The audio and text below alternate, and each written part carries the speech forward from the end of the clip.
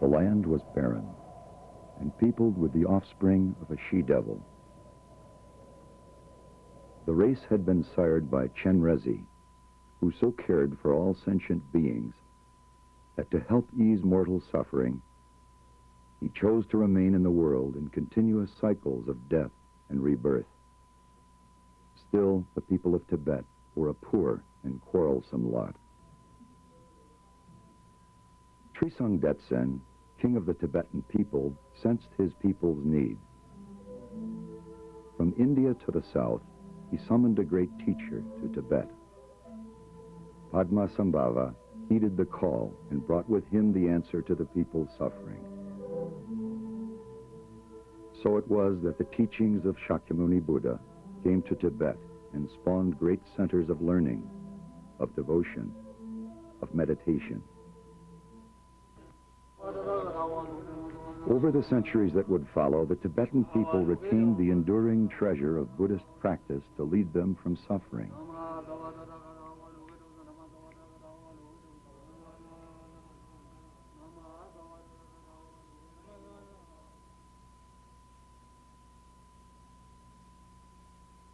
When Tubten Gyatso departed this life, the search began for his successor.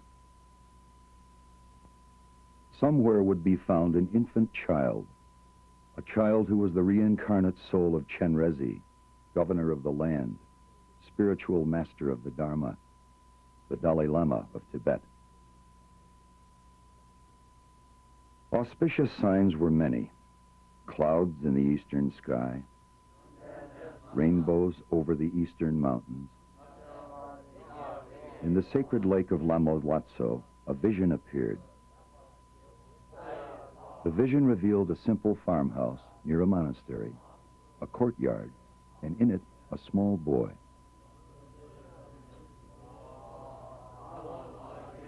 Such a small boy in just such a place was discovered by lamas following directions given in the vision. The little boy was tested. He first climbed onto the lap of the visiting lamas. Then one by one, without fail, he selected the sacred vestments of Tubten Gyatso, the 13th Dalai Lama. From among the many vestments he was shown.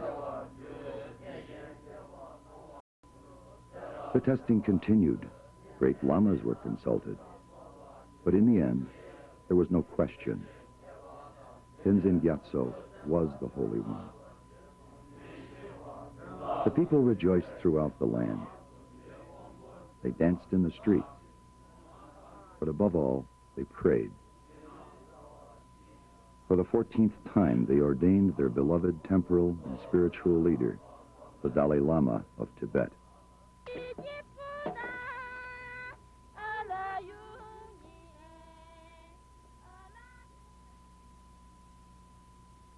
Jenshuk Dolma sits in the warm sunlight of a winter day. She is 1,000 miles from her birthplace in Kham province of eastern Tibet.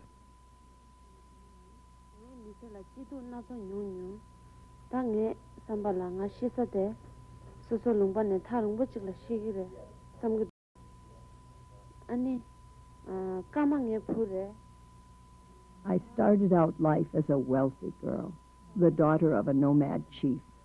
I've seen many ups and downs, but I believe now that I shall die in this western country, far from the lands of my birth. My son Karma is grown now. I am a grandmother. Karma is an educated man and important among our people, but he can scarcely remember Tibet, and my granddaughters do not know it at all.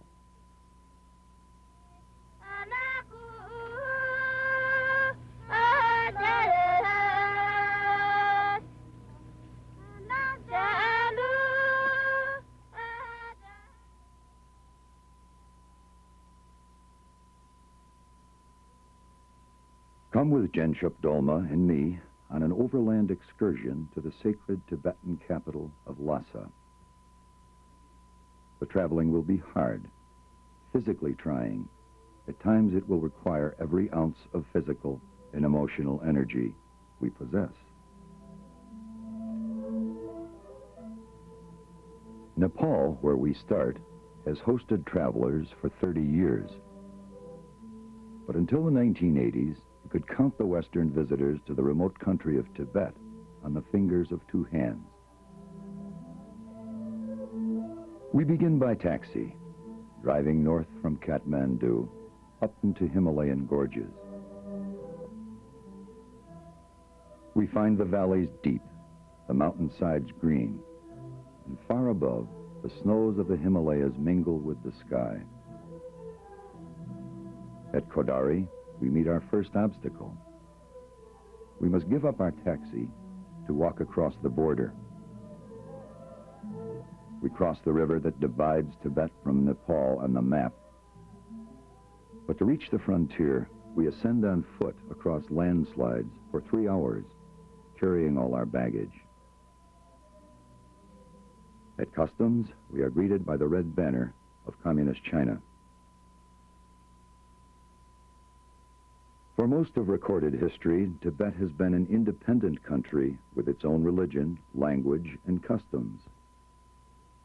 But Tibet today is not independent. In 1949, under sway of the Communist Revolution, the Chinese armies rolled into Kham province of eastern Tibet. Because the Tibetans were essentially pacifists, and because they lived mainly in small, remote villages, the Tibetans bowed in the face of the overwhelming odds and accepted a government of nominal self-rule. But by 1959, the Chinese were tightening their control, and sensing greater restrictions of their freedom, the Tibetan people revolted. In the bloodbath which followed, even by Chinese estimates, 87,000 Tibetans died. The Dalai Lama fled to exile in India, and the red banner of communist was raised over the Potala.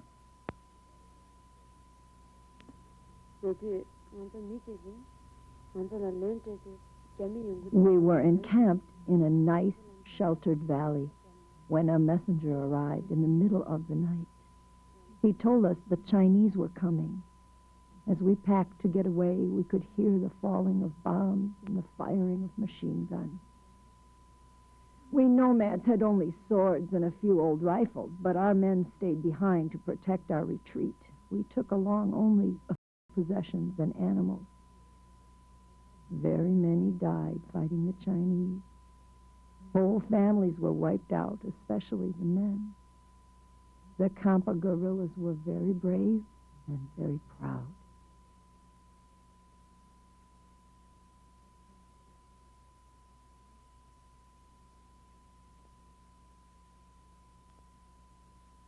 We leave customs behind and ascend through the rain into Zangmu for the night.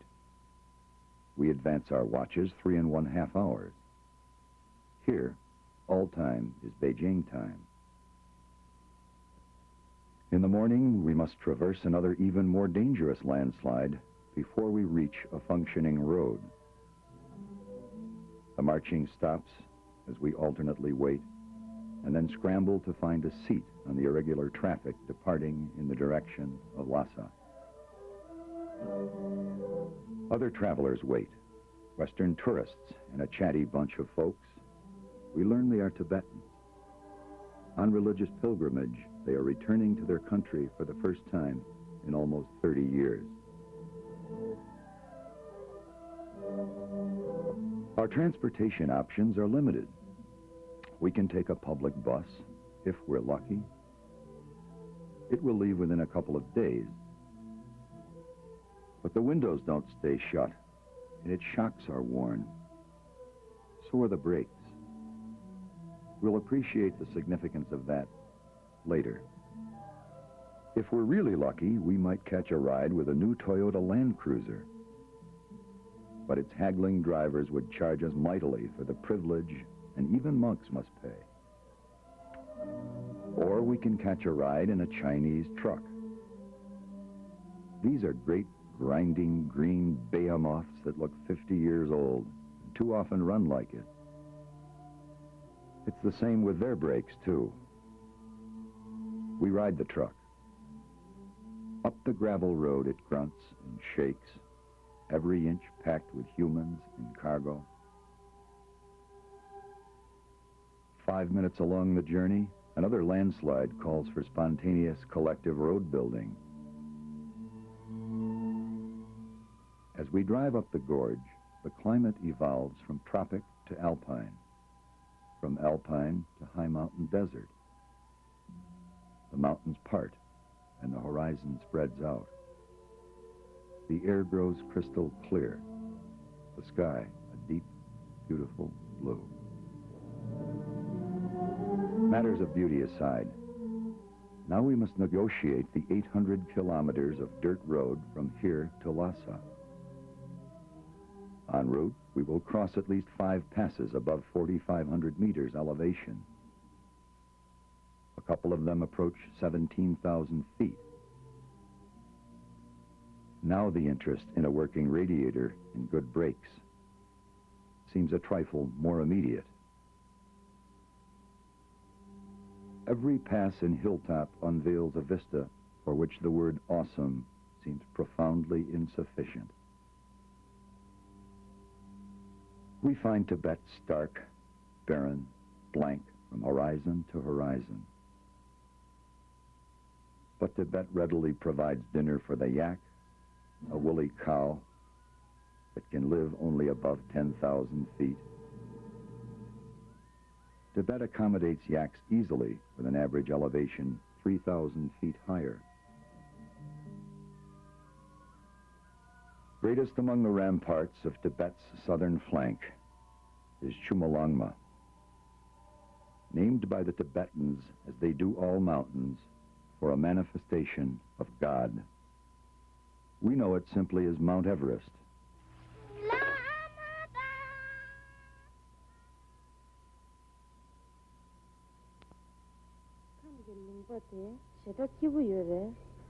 The grass of calm was tall, sprinkled with flowers. The waters absolutely pure. The land was so clean.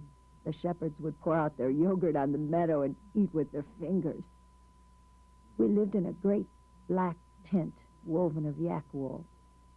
They were very comfortable tents, but never warm in winter. When the grass ran out in one place, we packed up our tribe and moved on, driving our big herds of sheep, goats, and yaks. We were traders, of course. All Tibetans are traders. We nomads traded butter, yogurt, and meat for barley. We also traded our animals and horses. Before the Chinese attacked, my husband owned 80 horses. Except for our animals, our only wealth was jewelry. Turquoise, coral, and silver, which we often wore braided in our hair. Nomadic life was never easy, but we were happy and proud people. About some things we may have been superstitious, even ignorant, but we never wanted for friendship.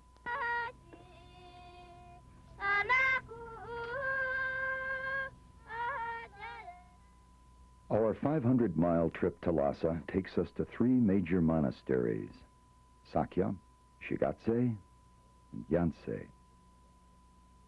We find ourselves in the happy company of other visitors.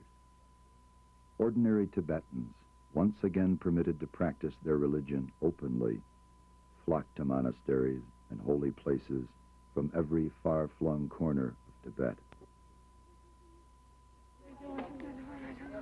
They call their religion the Dharma. Their practice of the Dharma mixes solemnity and celebration. The pilgrims chant prayers of piety on their rosaries, at the same time flinging yak butter offerings into butter lamps and at each other. They twirl scores of squeaky prayer wheels that line monastery walls, and they push and shove good-naturedly, but firmly, to reach religious relics. Before the arrival of the Chinese, the monasteries were populated with no less than 1/5 of the male population of Tibet. Great monasteries like Drepung once housed 10,000 monks. The largest now has only 100. The monks start religious study in boyhood and the work is far from easy. They rise before dawn for prayer, a practice that continues throughout the day. Many, many hours are spent in meditation, reciting mantras, and reading books of prayers. The monks attend to demanding studies, most striking of which are the theological debates. We witness these raucous events of shouting, clapping, and stamping of feet.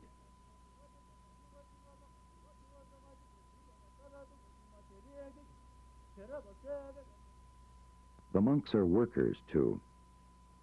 They do not live solely on offerings, but must support themselves with productive activity, labor, or craftsmanship. Every act of the Buddhist's day contains worship. Life and the Dharma are inseparable.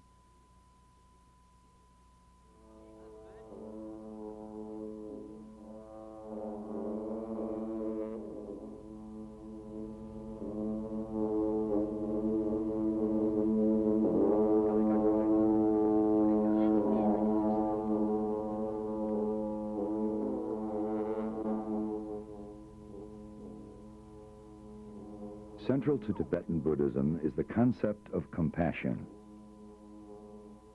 Almost every prayer, whether spoken or fluttered as blessings on the bright-colored prayer flags, calls for the elimination of suffering, not just for the supplicant, but for every sentient being in the world. They believe that souls are reborn, and our motivations in this life affect our lives which follow. Yet after 1,200 years of religious scholarship, Tibetan theology is complex. It contains a legion of deities, each comprising a different aspect of divinity, and each called upon according to the need and the circumstances. The richness of Tibetan Buddhism prompted a sumptuous outpouring of art and architecture, which we encounter every time we enter a monastery.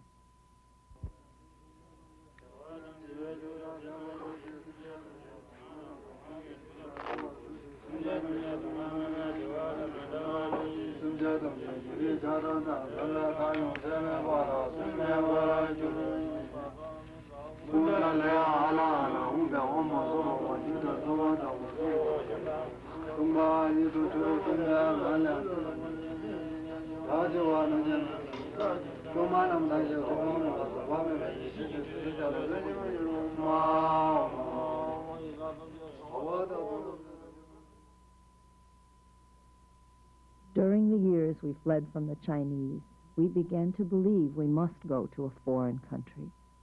But we delayed because we feared the Dharma might not follow us to another place. We were used to spending so much time in prayer, we wondered if our prayers would have effect elsewhere. We didn't know, but it was by far the most important question of our flight. Then we finally heard His Holiness the Dalai Lama had himself taken refuge in India.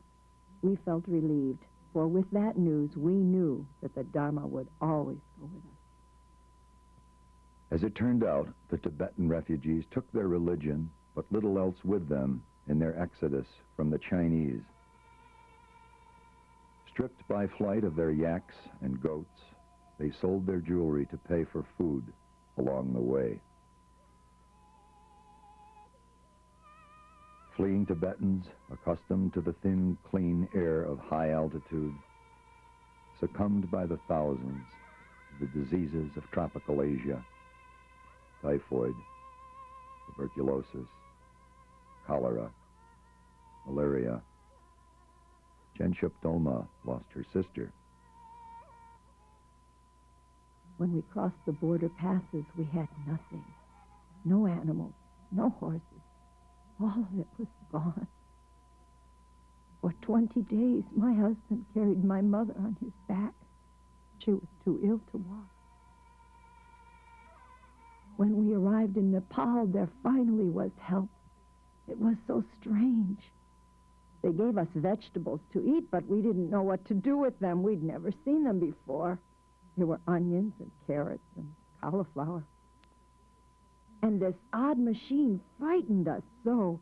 It was on wheels with a man riding it. Now, I laughed to know it was just a bicycle.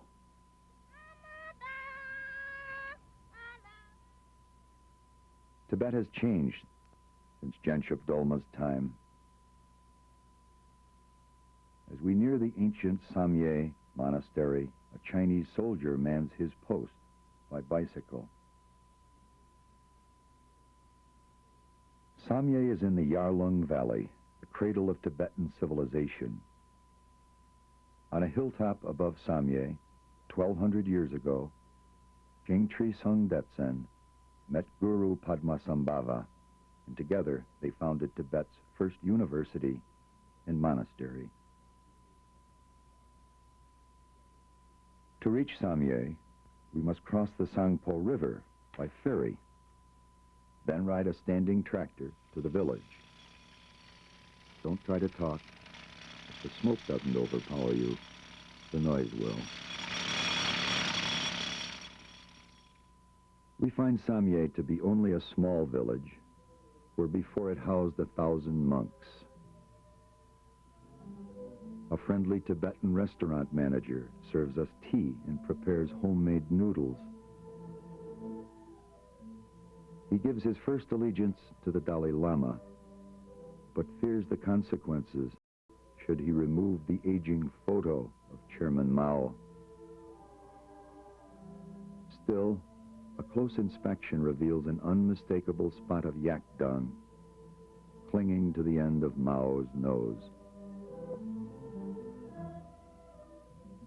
A friendly monk takes us to the upper chambers of the monastery and unlocks temples rarely seen by foreigners.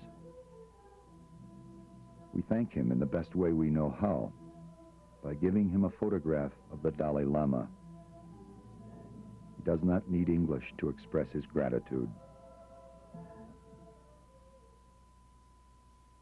But at Samye, we discover another phenomenon that is to reappear wherever we venture in Tibet.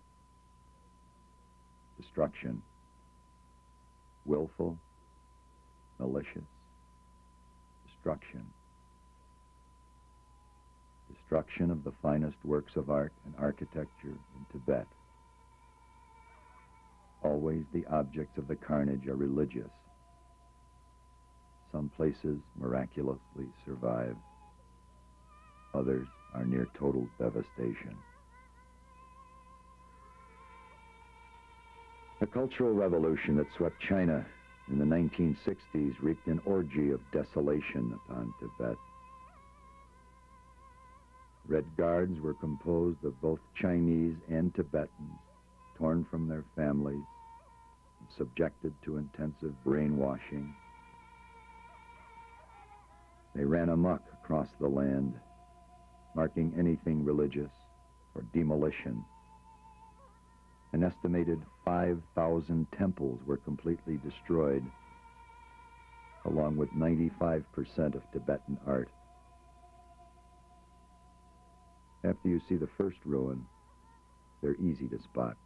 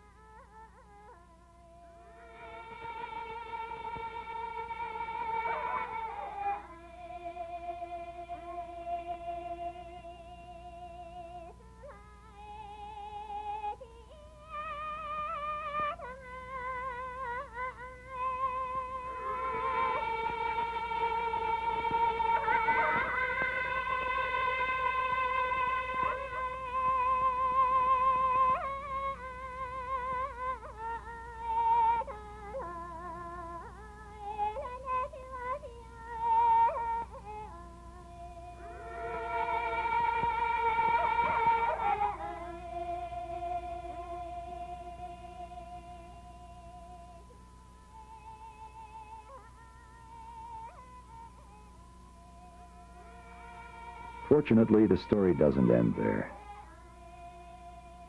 In this decade, the Chinese have made a partial turnabout.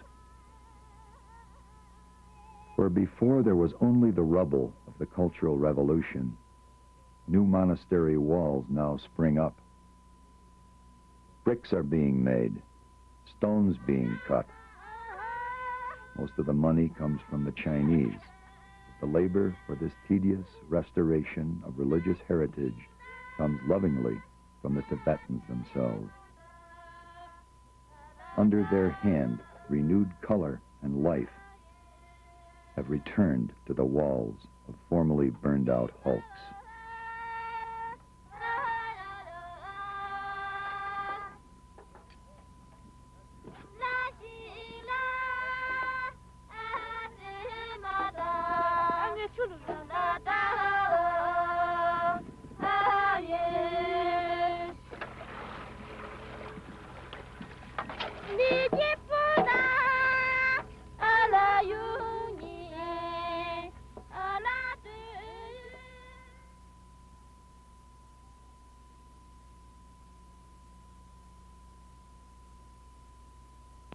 On pilgrimage to Lhasa, climbing to the final pass was quite auspicious. Always a very spiritual event. We would look over into the lovely valley, knowing our journey was near an end, and very soon we would enter the sacred city. Of course, every pilgrim stops to pray, to pile another stone upon the chortens, and to make a little offering. When we went to Lhasa, it was always by horse. Now I understand the Chinese have built roads. When we arrived there on the backs of our steeds, we always needed a bath. I suppose that's not necessary in these days.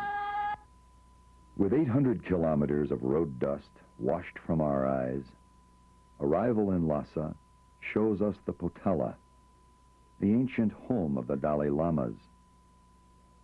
But it reveals much more. From all sides, modern construction erupts out of the pavement. Flashy new buildings abound, announcing the logos of progress and of the People's Republic. Material prosperity seems to be on its way. The employees of all this new business are smartly attired and sometimes speak English.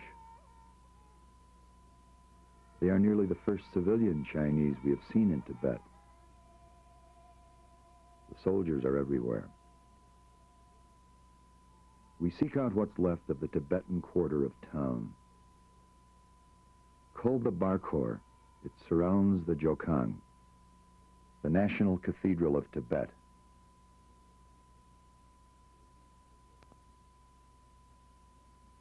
We so much loved the Bakor. We were just shepherds from Kham, of course, and to be in such a crowded, bustling place was a thrill. We walked clockwise around the cathedral with all the other pilgrims. Many times we went around it. Everyone was so happy. We were people from many places. Often we couldn't understand each other's speech, but as pilgrims, we were united as one. Once each visit, I would make prostrations before the main gate of the Chakong. This I would do for a full day.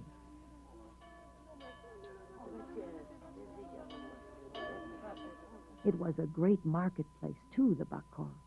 We would bring yak meat or furs to trade. It was always good trading. But my husband would worry me. He was such a gambler. He would hold out for the very best bargain, and I feared sometimes we would leave Lhasa without the things we needed. At the Bakor, you could buy anything. Amulets, swords, jewels, silk, even teeth for the mouth, but I wouldn't use them. I still won't.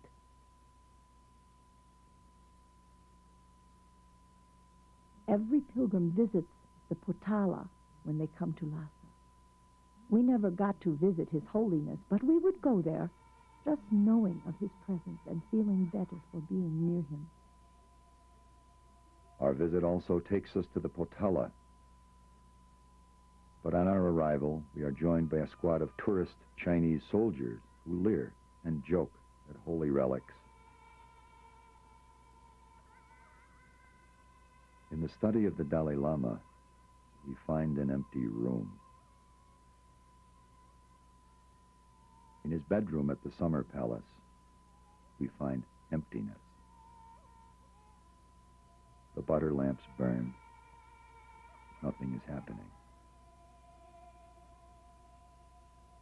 The great hall of chanting offers not one spiritual whisper. The Dalai Lama is not here. He is gone. Maybe forever.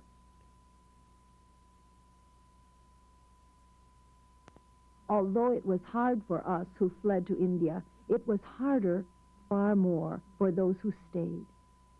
More than 1 million have died at the hands of Chinese soldiers, in the famine after occupation, or in prison. And their lives are never free. That is very important to Tibetans. In exile, we do not have our land, but we have a great deal. Our family is together. My sons and grandchildren are alive and healthy. Here we have laughter without the fear of the next day. And now we have schools where our little ones may learn in their own tongue. They learn about things which I, as a girl, would never have imagined. And they are happy in these things. Here we learn of new people that before we only heard stories about. And wherever we are, Tibetans have much to keep us busy. In places we have even prospered. As in ancient times in Tibet, the refugees now scattered through India, Nepal, and Western Europe have turned their industry to trading.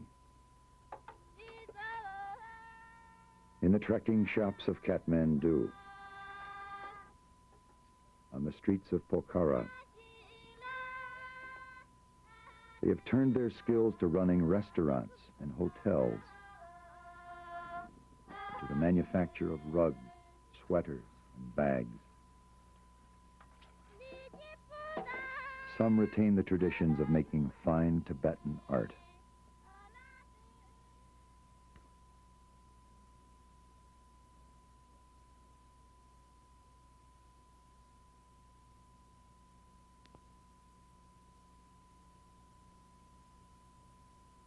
But you know what we have here that we never expected?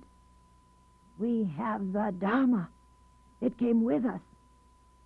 While the Chinese were preventing public prayer in the streets of Lhasa, we were parading ours openly. Our rituals have not only continued, we've gotten better at them. We would never have had the strength to come here and to carry on but for one thing. The presence of His Holiness the Dalai Lama.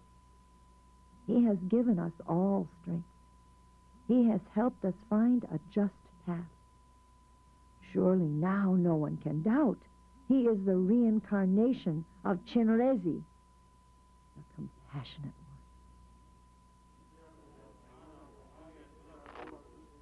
one. Life continues in Tibet. The spirit of the people is strong. When it is their need, they will break the rule. They will work. They will raise children. And in so far as they can, they will raise them as Tibetans. But most of all, they will pray.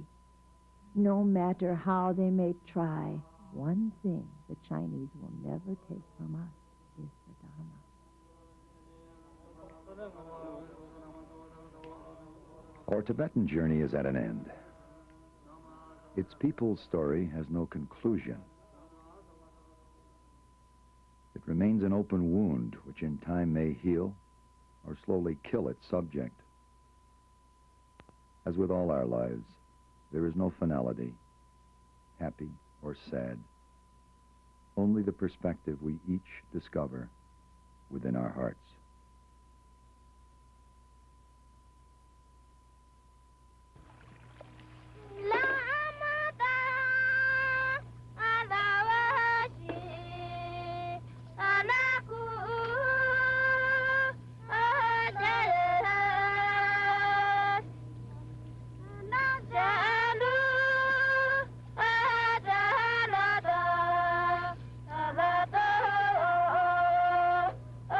Mother.